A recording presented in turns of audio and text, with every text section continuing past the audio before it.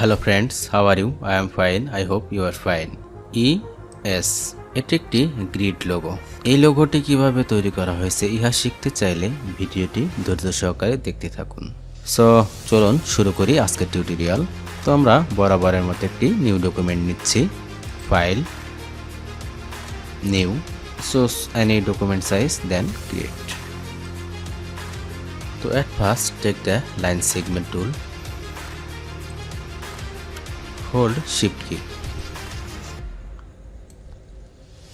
then take the selection tool, hold alter key and duplicate this line.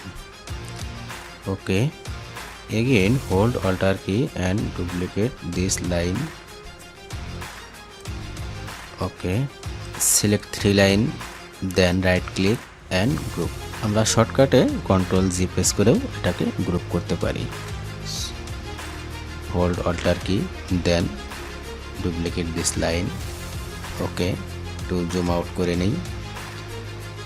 দেন আমরা control D press করে আমরা এটাকে 7টি line করে নেব।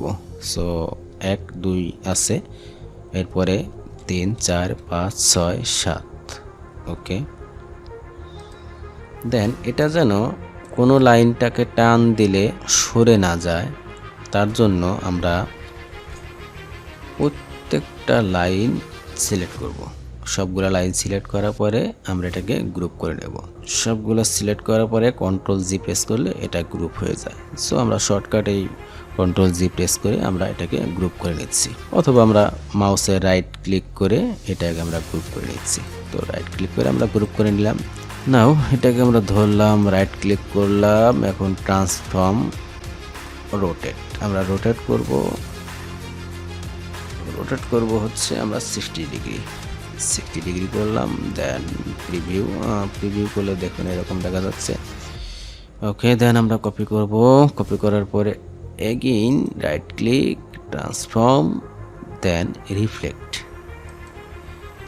করার পরে ভার্টিক্যাল মোডে রেখে আমরা এটাকে আবার একটা কপি করে নেব। ওকে, আমরা একটু জুম ইন করে নিচ্ছি। ওকে, কাজের সুবিধাতে মিডল রাখছি। এই হরিজেন্টাল লাইনটা ধরবো, রোটের যে লাইনটা আছে সেটা ধরবো না। এই হরিজেন্টাল লাইনটা ধরে আমরা তো মিডল বরাবর রাখবো, এইভাবে মিডল বরাবর। ওকে, দেখুন আমি মিডল বরাবর রাখলাম। এটা হচ্ছে মিডল, অ্যান্ড এই লাইনটা এবং এই লাইনটা মিডলে রাখবো। মেবি এটার গ্যাপ অ্যান্ড এটার গ্যাপ প্রায় সেম, 100% না হলেও 95% মিডলে আছে। এভাবে রেখে কাজ করব। সো আমরা জুম আউট করে নিচ্ছি, select all, then take the shape builder. Okay, যেহেতু আমরা ব্ল্যাক অ্যান্ড হোয়াইট কালারে লোগোটি দেখেছি, সো আমি ব্ল্যাক কালারটি পিক করব। তো পিক করার জন্য আপনারা মেনু বার থেকেও নিতে পারেন, অথবা টুলস বার থেকেও কালারটি পিক করতে পারেন, অথবা অ্যাপিয়ারেন্স থেকেও আপনারা কালারটি চুজ করতে পারেন। সো আমরা অ্যাপিয়ারেন্স থেকে কালারটি পিক করলাম, দেন ড্র্যাগ করে আমরা এখন কাঙ্ক্ষিত যে লোগোটি সেটা তৈরি করব। ওকে, জুম করে নেবেন, জুম করে নিলে আপনার কাজের সুবিধা হবে। ওকে,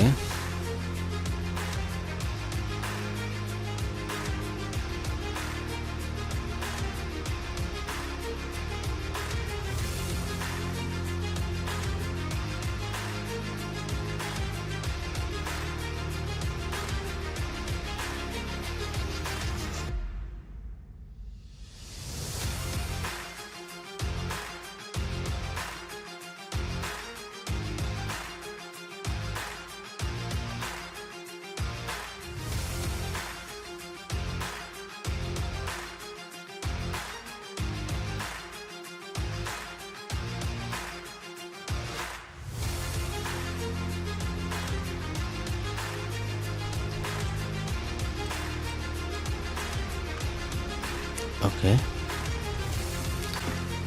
টুলটাকে সিলেক্ট করে নেব। তো ম্যাজিক ওয়ান টুলটা সিলেক্ট করে নিলাম। সিলেক্ট করার পরে আমরা যে কোনো একটা লাইনের উপরে ক্লিক করে দেব। দেখুন লাইনের উপরে যখন আমি মাউসটা নিচ্ছি তখন পাথ লেখা আছে, অর্থাৎ পাথের উপরে এটা একটা পাথ, এই লাইনটা হচ্ছে পাথ। এই পাথের উপরে যখন আমি সিলেক্ট করব তখন প্রত্যেকটা এরকম লাইন অথবা পাথ সিলেক্ট হয়ে যাবে। সো আমি সিলেক্ট করলাম। এখন দেখুন কিভাবে ম্যাজিকের মতো সবগুলা ডিলিট হয়ে যায়। ওকে, দেন প্রেস ডিলিট। আপনারা এটাকে একটু ছোট বড় করতে পারেন, অর্থাৎ এই গ্যাপটাকে ছোট অথবা বড় করতে পারেন। তার জন্য আপনারা সবগুলো একসাথে ধরবেন, ধরার পর এই স্ট্রোকটাকে একটু যদি বাড়িয়ে দেন তাহলে দেখেন এই গ্যাপটা কমে যাচ্ছে, আর যদি স্ট্রোকটাকে কমিয়ে দেন তাহলে গ্যাপটা বেড়ে যাবে। সো আমি যেহেতু গ্যাপটা একটু কমিয়েই এই লোগোটি আপনাদের সাথে প্রেজেন্টেশন করেছি, সো আমি এভাবেই রাখবো। সবগুলাই ধরলাম এবং অবজেক্ট দেন এক্সপ্যান্ড করার পরে ফিল এবং স্ট্রোকে টিক মার্ক রেখে ওকে করলাম। এখন এটা মার্জ করতে হবে। সো মার্জ করার জন্য আপনাদের যদি প্যাথফাইন্ডার অপশনটা এখানে যদি ভিজিবল করা থাকে তাহলে এখান থেকে আপনারা মার্জ করতে পারেন, অথবা আপনার যদি না থাকে তাহলে উইন্ডোজ মেনুতে যাবেন। উইন্ডোজ মেনুতে যাওয়ার পরে খুঁজে বের করবেন যে প্যাথফাইন্ডার অপশন কোথায় আছে। সো এই দেখুন প্যাথফাইন্ডার অপশনটা আছে, তো প্যাথফাইন্ডার অপশনটা আমরা অ্যাক্টিভ করে নিচ্ছি। ওকে, দেন এখানে মার্জ করে নিচ্ছি, ক্লিক হয়ে গেল। ওকে, এটা এখন গ্রুপ অবস্থায় আছে। সো আমরা এটাকে আনগ্রুপ করে আলাদা আলাদা কালার দিতে পারি অথবা এভাবে রাখতে পারি। ওকে, আনগ্রুপ করে দিলাম। দেন এটাকে ধরলাম, এটাকে আমরা রেড কালার করতে পারি, এটাকে আমরা সবুজ কালার করতে পারি। ওকে, লাল সবুজের বাংলাদেশ হয়ে গেল।